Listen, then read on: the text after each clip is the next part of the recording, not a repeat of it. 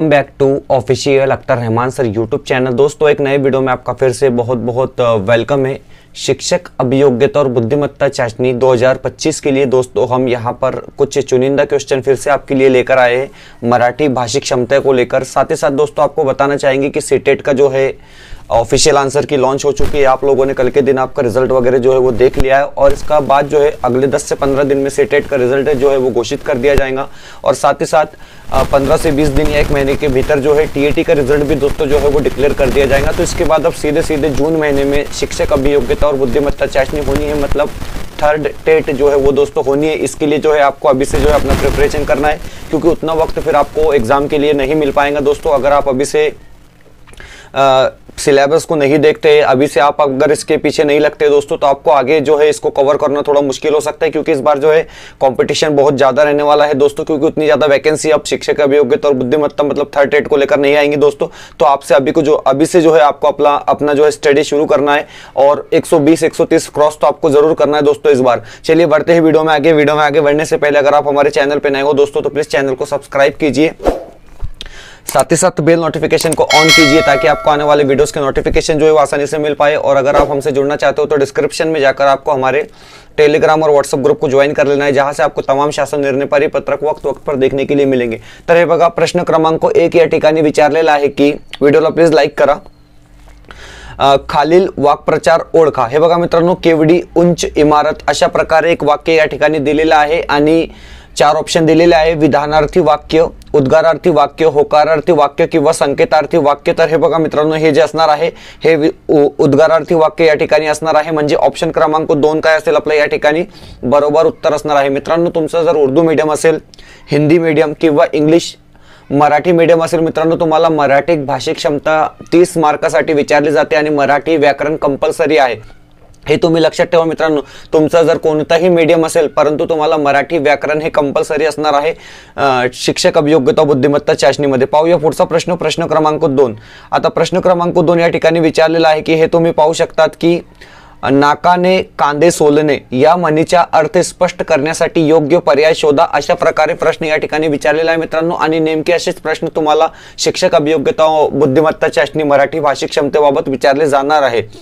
4 option दिलेले आहे। नाकाने कांदे सोलल्यास डोळ्यात पाणी येणे, बढाया मारणे, नापसंती दर्शविणे किंवा नाक मुरडवणे, अशा प्रकारे 4 ऑप्शन या ठिकाणी दिलेले आहे मित्रांनो। तर हे बघा, बढाया मारणे ऑप्शन क्रमांक 2 काय असेल आपलं या ठिकाणी बरोबर उत्तर असणार आहे। ऑप्शन क्रमांक 2 जे असेल ते आपलं या ठिकाणी योग्य उत्तर असणार आहे। पाहूया पुढचा प्रश्न, प्रश्न क्रमांक 3। आता प्रश्न क्रमांक 3 तुम्ही पाहू शकतात मित्रांनो, अशा प्रकारे प्रश्न या ठिकाणी विचारलेला आहे की हे बघा, कष्ट करून जीवन जागणारे म्हणजे, हे बघा मित्रांनो मोस्ट आयएमपी हे प्रश्न आहे की कष्ट करून जीवन जागणारे लोक म्हणजे कोणते, नेमका असा प्रश्न या ठिकाणी विचारलेला आहे। आणि आपल्याला 4 ऑप्शन दिलेले आहे, पीडित, गरीब, श्रमजीवी किंवा शोषित, अशा प्रकारे 4 ऑप्शन या ठिकाणी दिलेले आहे। आणि जे बरोबर उत्तर असणार आहे मित्रांनो ते असणार आहे ऑप्शन क्रमांक 3 श्रमजीवी। श्रमजीवी या ठिकाणी आपला योग्य उत्तर असणार आहे। पाहूया पुढचा प्रश्न, प्रश्न क्रमांक 4।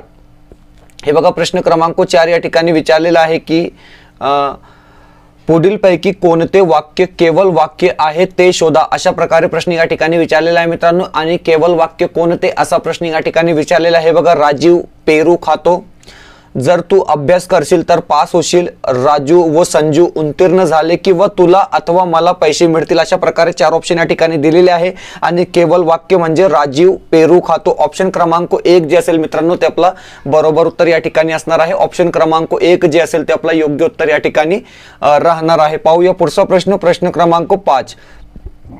हे बघा, प्रश्न क्रमांक 5 या ठिकाणी विचारलेला आहे की खाली दिलेल्या शब्दांपैकी तत्सम शब्द ओळखा। आता हे बघा मित्रांनो, तत्सम आणि तद्भव म्हणजे मध्ये तुम्हाला फरक माहित पाहिजे।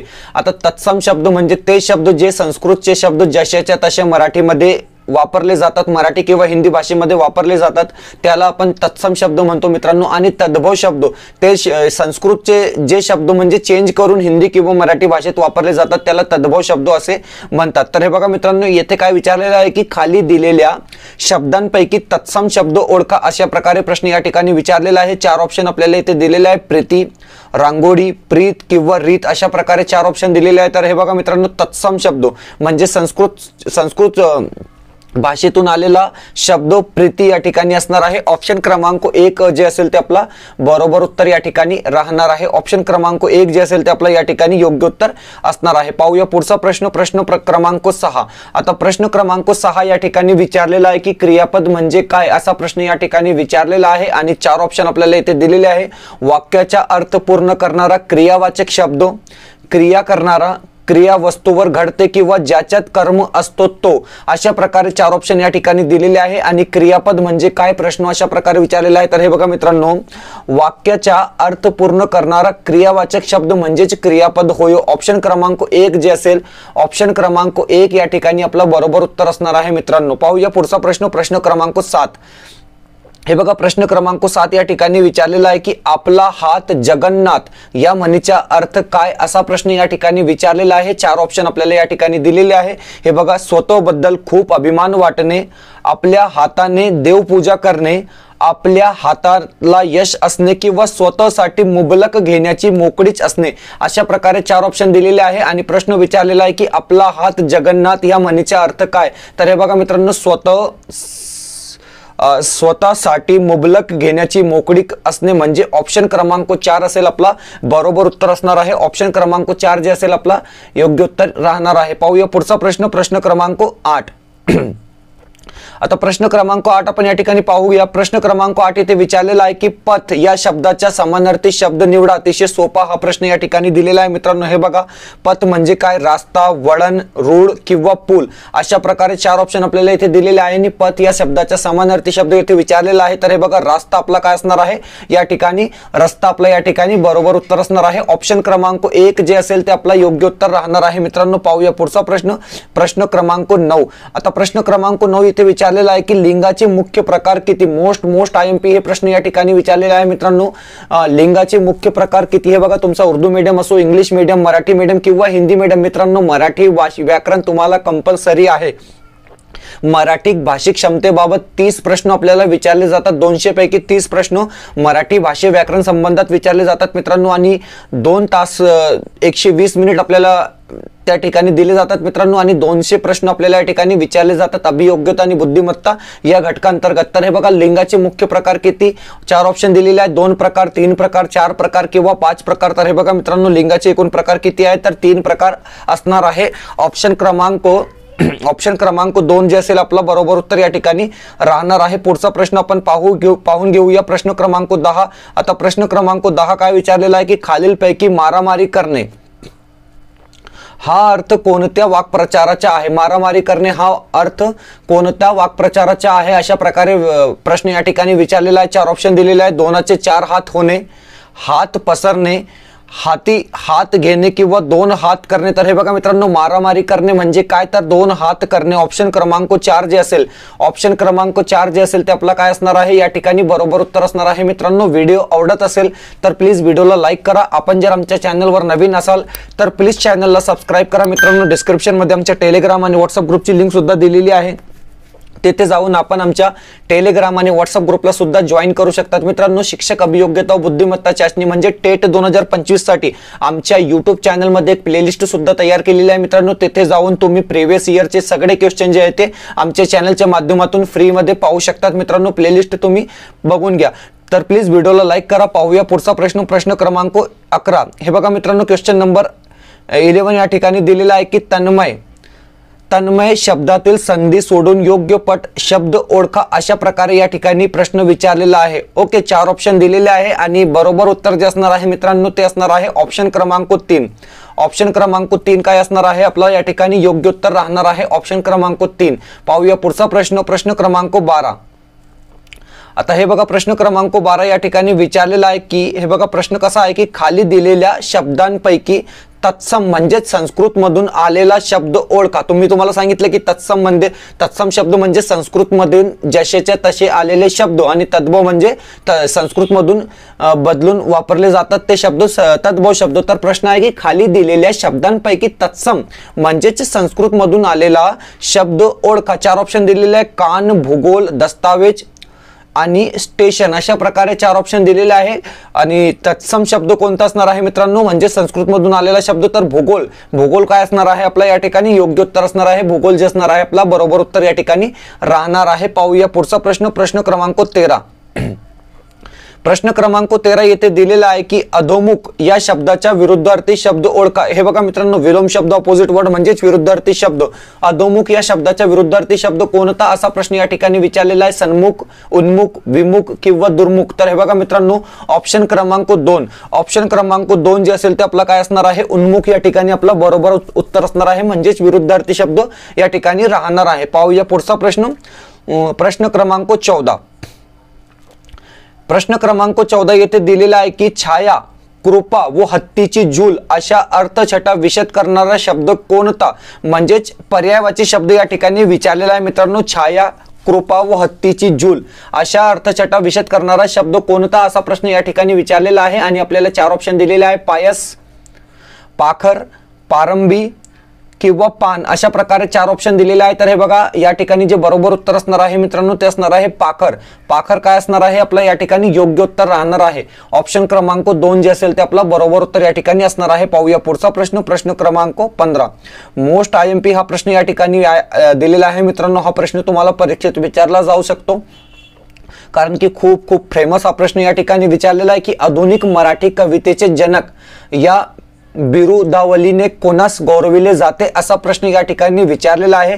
4 ऑप्शन आपल्याला इथे दिलेले आहे, संत ज्ञानेश्वर, गोविंदाग्रज, केशवसूत किंवा बासी मेंढेकर अशा प्रकारे 4 ऑप्शन आपल्याला या ठिकाणी दिलेले आहे। आणि आधुनिक मराठी कवितेचे जनक, ओके, अशा प्रकारे प्रश्न या ठिकाणी विचारलेला आहे। तर हे बघा मित्रांनो, केशवसूत आपला काय जवाब उत्तर असणार आहे, केशवसूत। ऑप्शन क्रमांक 3 जे असेल ते आपला बरोबर उत्तर या ठिकाणी असणार आहे। ऑप्शन क्रमांक 3 आपला योग्य उत्तर या ठिकाणी राहणार आहे। पाहूया पुढचा प्रश्न, प्रश्न क्रमांक 16। आजच्या या व्हिडिओच्या माध्यमातून आपण फक्त आणि फक्त मराठी व्याकरण संदर्भात काही प्रश्न या ठिकाणी पाहत आहोत मित्रांनो, जे परीक्षेच्या दृष्टीने अत्यंत इम्पॉर्टंट या ठिकाणी असणार आहे, कारण की हे सगळे प्रश्न जे आहेत ते परीक्षेच्या दृष्टीने फार इम्पॉर्टंट असणार आहे। फक्त आणि फक्त मराठी व्याकरणचे प्रश्न आपण आजच्या या व्हिडिओमध्ये ऍड केलेले आहोत। हे बघा, थंडा फराळ करणे या वाक्प्रचाराचा अर्थ सांगा असा प्रश्न या ठिकाणी विचारलेला आहे। 4 ऑप्शन दिलेले आहेत, थंड अन्न खाणे, सावकाश जेवणे, काही न खाता उपाशी राहणे किंवा भरपूर जेवणे अशा प्रकारे 4 ऑप्शन दिलेले आहे मित्रांनो। आणि विचारलेला आहे की थंडा फराळ करणे म्हणजे काही न खाता उपाशी राहणे। ऑप्शन क्रमांक 3 काय असणार आहे आपला बरोबर उत्तर या ठिकाणी असणार आहे। ऑप्शन क्रमांक 3 जे असेल ते आपला योग्य उत्तर या ठिकाणी राहणार आहे। पाहूया पुढचा प्रश्न, प्रश्न क्रमांक 17। प्रश्न क्रमांक 17 येथे विचारलेला आहे की पुढील वाक्प्रचाराचा अर्थ सांगा। हातातोंडाशी गाठ पाडणे अशा प्रकारे प्रश्न या ठिकाणी विचारलेला आहे। हातातोंडाशी गाठ पाडणे म्हणजे काय असा प्रश्न या ठिकाणी विचारलेला आहे। आणि आपल्याला 4 ऑप्शन दिलेले आहे, हात तोंड एकत्र येणे, यातायात करणे, जेमतेम खाण्यास मिळणे किंवा प्रारंभ करणे अशा प्रकारे 4 ऑप्शन दिलेले आहे मित्रांनो। आणि ऑप्शन क्रमांक 3 असणार आहे आपला बरोबर उत्तर। ऑप्शन क्रमांक 3 काय असणार आहे आपला योग्य ठिकाणी योग्य उत्तर असणार आहे। पाहूया पुढचा प्रश्न, प्रश्न क्रमांक 18। प्रश्न क्रमांक 18, आता प्रश्न क्रमांक 18 सुद्धा तसंच विचारलेला आहे की हरताळ फासणे या वाक्प्रचाराचा अर्थ कोणता असा प्रश्न या ठिकाणी विचारलेला आहे। आता हरताळ फासणे म्हणजे काय असा नेमका प्रश्न या ठिकाणी विचारलेला आहे। 4 ऑप्शन आपल्याला इथे दिलेले आहेत, चांगले झालेले पुसून टाकणे, हिरव्या पालवीचा लेप देणे, संप करणे किंवा हरित लिकेचे पूजा करणे अशा प्रकारे 4 ऑप्शन दिलेले आहे। आणि बरोबर उत्तर काय असणार आहे, चांगले झालेले पुसून टाकणे। ऑप्शन क्रमांक 1 जे असेल, ऑप्शन क्रमांक 1 जे असेल ते आपला काय असणार आहे योग्य उत्तर या ठिकाणी असणार आहे। पाहूया पुढचा प्रश्न, प्रश्न क्रमांक 19। सिलेक्टेड प्रश्न आपण या ठिकाणी पाहत आहोत मित्रांनो। मोस्ट IMP आणि सिलेक्टेड प्रश्न जशा प्रकारे शिक्षक अभियोग्यता बुद्धिमत्ता चाचणीमध्ये परीक्षेमध्ये प्रश्न विचारले जातात मराठी भाषे संबंधित।